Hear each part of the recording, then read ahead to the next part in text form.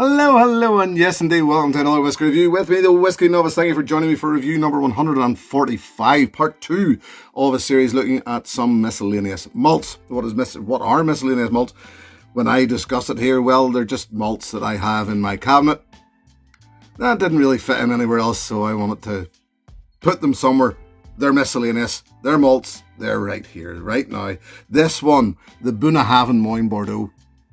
This was the first release from the 2021 Feis Ile releases. There was 3, I think, Feis Ile bottlings in 2021. Now, remember, the Feis Ile was still virtual, I think, in 2021. So these were sort of offerings that came out online because you couldn't. Obviously, it didn't happen live, so they had to come from somewhere. This one, like my last review, came from the N.A.S distillery. I just happened to visit the N.A.S distillery and seen they had this in the corner, and had always heard great things about the Feis Ile releases from Bunnahabhain, and just fancied picking one up. As I mentioned, this was the first one. The Moine Bordeaux, bottle number 5040 of 5166. Distilled on the 10th of the 10th, 2013, bottled on the 25th of the 11th, 2020. So, technically actually a 7-year-old here, but I think it's actually branded as an 8-year-old. And bottled at 59.5%. Natural colour, no non-chill filtered, as you would expect.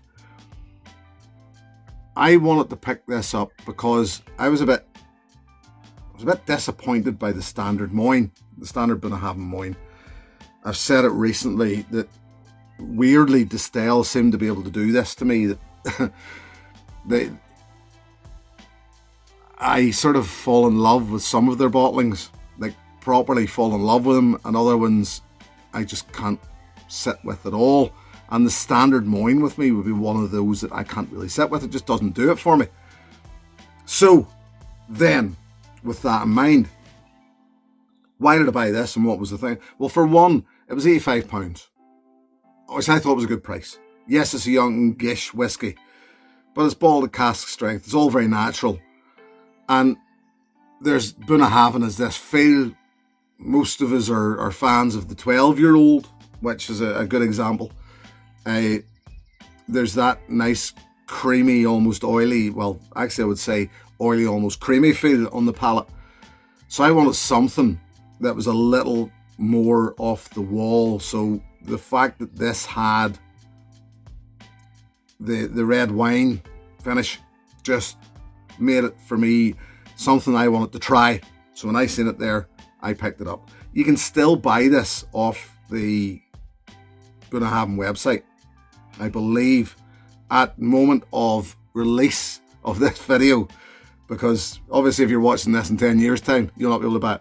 But at the release of this video, I believe you can still get this on their website. So let's get in and see what I like about it, because I'm saying that, well, I'm sure you're getting the upbeat patter here, which would nearly suggest that I like it. Now, smoke, sweet smoke.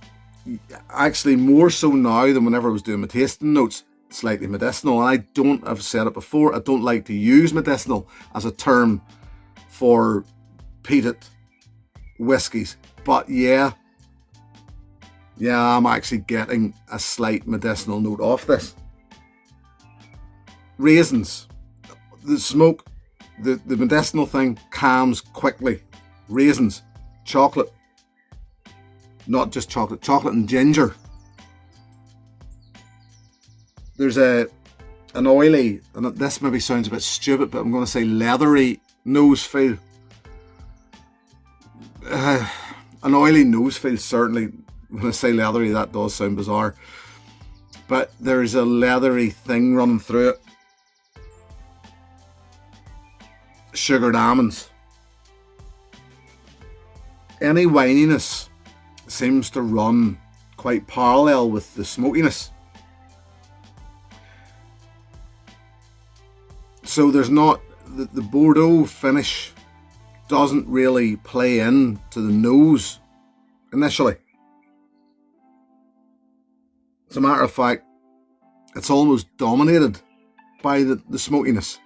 So the wininess then is pales a little. There are slight minty notes. It's sort of sweet, but it's more about that smoke and, yes, I said medicinal.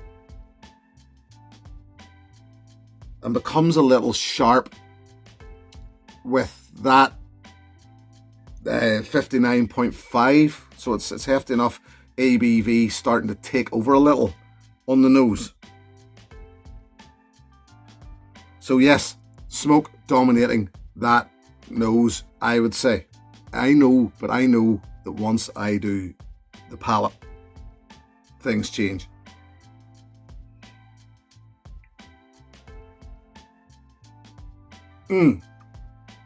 Massive mouth-watering, sweet and sour, smoky delivery.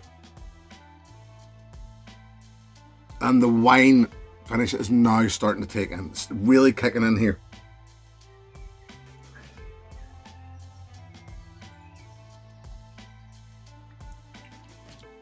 I would actually say that the wine finish tips the balance when you go into the palate, considering the smoke was the heavier of the two on the nose.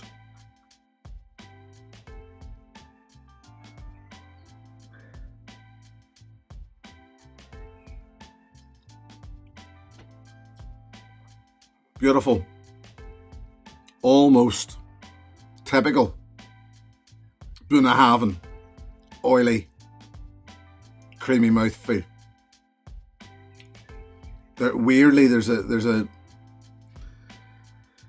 feel about Bunnahabhain that sometimes, once, as I mentioned earlier, I said the stale offerings do for me that some good, some bad.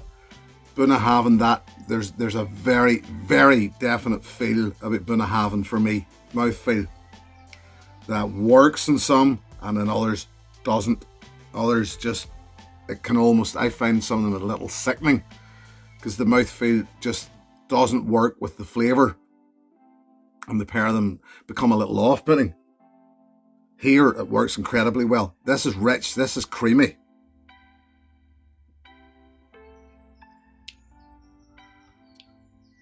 I mentioned raisins, I mentioned chocolate in the nose. Now they come together to make chocolate raisins.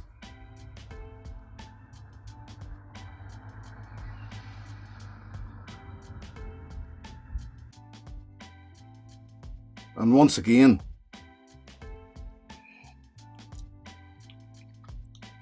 with that sweetness now tipping the balance in mind, I get, and this was a new one for me, and I do get, and I'm convinced about this, vanilla custard with jam sponge in it. Not necessarily a delicacy, I know, but if you take nice hot custard and jam sponge cake in it. And I thought I was maybe going a bit daft, but I ran this past Mrs. Novice. And she smiled and instantly agreed. She could say, and even then I doubted myself, and she says, no, I can actually see where you're coming from there. There's a vanilla thing going on. There's enough sweetness and jamminess and fullness, creaminess to make you believe that that's what this is like. So yeah, the sweetness does start to turn up, and the smoke then starts to head through into the finish, which is long. Wine involved. It does go dry. It does go a bit astringent, as I find with a lot of wine finishes. But it's not that bad. It's not that bad. The sweetness hangs around nice and long. The smoke, as I said, is there, but Not as domineering as it was earlier on in the nose. Water, yeah, it can take it. There's no denying. It's a full-bodied. This is almost wine with a whiskey finish at times. You know, it's rich, it's sweet, but damn, it's good. Damn, it is good. Probably can't see it here, but there's not an awful lot out of this bottle. It's down to about there. I've slowly worked on this, and will continue to slowly work. And that's about a year ago I opened this, almost. But I will continue to slowly work on this because I feel like as if it's one of those whiskies that needs time. So I'm quite happy to let it have its air. The smoke pretty much disappears on the nose once you add a drop of water. It becomes, the sweetness then becomes the thing. Slightly minty. Ever so slightly dusty. And then lemon and lime.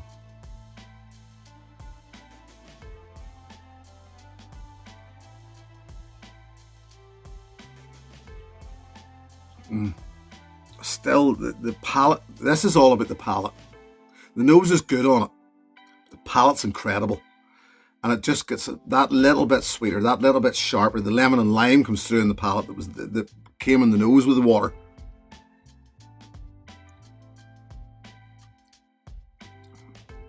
But it's weird how all that initial smokiness, and once your palate becomes used to it, once your palate acclimates to the smoke in this, it forgets the smoke is there, and it all becomes about that wine finish. The finish in of this here, the finish itself, actually I would say becomes even drier with the addition of water.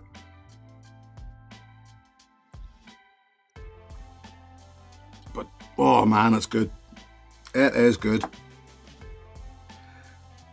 If you have the opportunity to pick this up for £85, I would recommend it while it's still available from Bunnahabhain or wherever.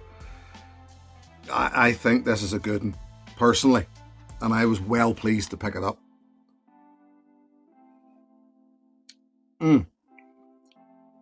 It's just big and potent and full and bold and full on mouth-watering, fruity and good. There.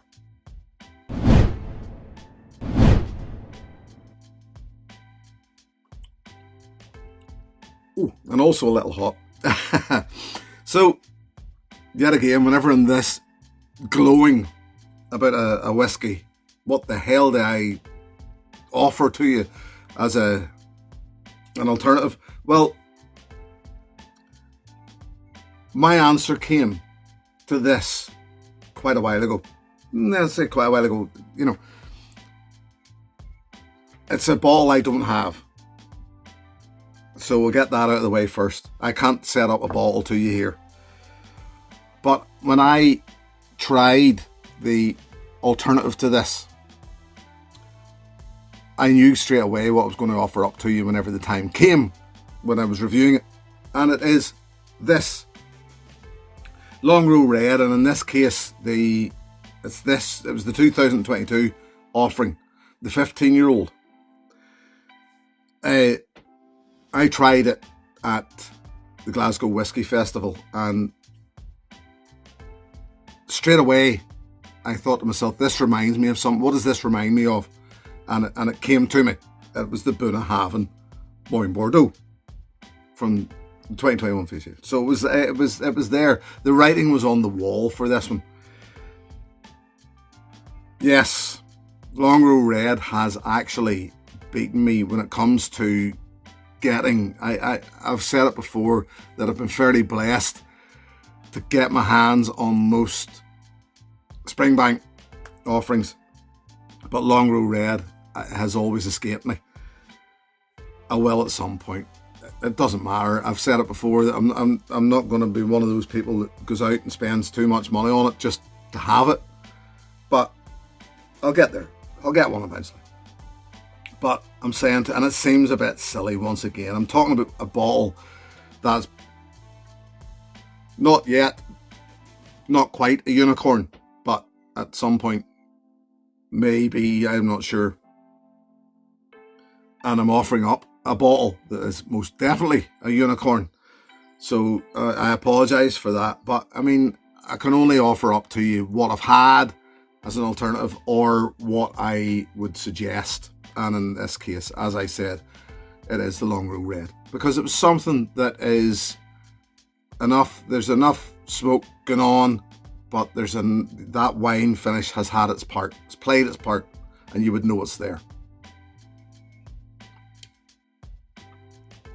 So yes, if seems a bit silly to say it, but yes, if you had the Bunnahabhain Moine Bordeaux and you really liked it and you want something else to get, well then try Longrow Red 15.